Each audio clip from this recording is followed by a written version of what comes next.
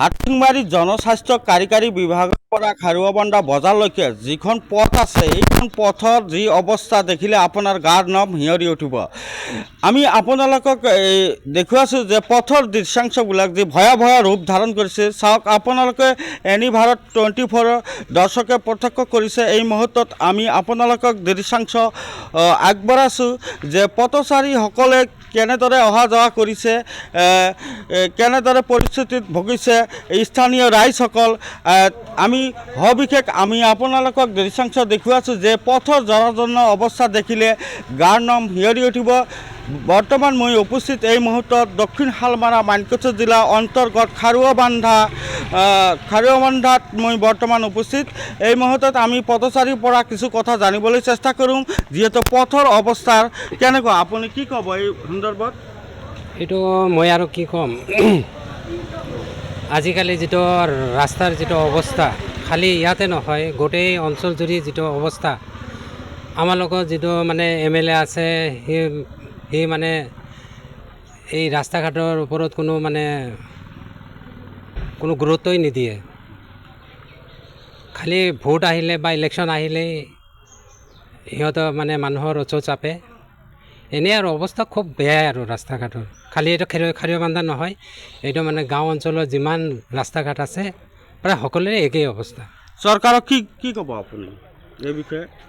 চৰকাৰে যাতে সেইফালে নজৰ দিয়ে, মানে কোন জেগাত কেনেকুৱা কাম হৈ আছে, কি চলি আছে, সেইবিলাকৰ ওপৰত যাতে চৰকাৰে নজৰ দিয়ে আৰু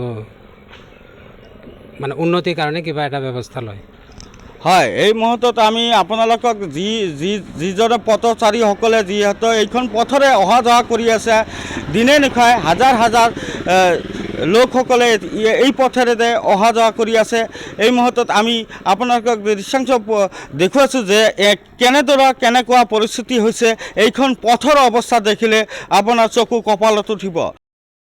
আন এজন পথচাৰী আছে, তেখেতৰ পৰা কিছু কথা জানিবলৈ চাইছোঁ, কি ক'ব আপুনি? এইটো PWDৰ আণ্ডাৰত এটা ৰোড হয়, বেছি নহয় 3 কিলোমিটাৰমানহে হ'ব, কিন্তু আজি 3-4 বছৰৰ পৰা এনেকুৱা জৰাজীৰ্ণ অৱস্থাত পৰি আছে, মানে যিটো খোজ কাঢ়িব পৰা অৱস্থাত নাছিলে। লাষ্টত উপায় নাপায় যোৱা বছৰ আমি ৰাইজে কিছু একত্ৰিত হৈ দান বৰঙণিৰে ইয়াতে বহুতখিনি মানে 10-15 ট্ৰাকমান GSB পেলাই আমি মানে কোনোমতে খোজকাঢ়ি যোৱাৰ এটা ব্যৱস্থা কৰিছোঁ। ইয়াৰ আগতে মানে ইয়াৰ অৱস্থা আৰু বেছি শোচনীয় আছিলে, মানে গোটেইখন ৰাস্তাতে 1 হাঁটুমান পানী হৈ আছিলে। চ' আমি PWD ইয়াতে চকু নিদিয়া অৱস্থা হৈছে। আৰু লগতে মই শুনিছোঁ যে এইটো কাম নেকি বোলে চেংচন হৈছে, ঠিকাদাৰো বোলে কোনোবা এটা পাইছে, মানে ঢালাইৰ কাম হ'ব, কিন্তু বহু দিনৰ পৰা শুনিহে আছোঁ, কিন্তু কামটোতো এতিয়ালৈকে ষ্টাৰ্ট কৰা নাই।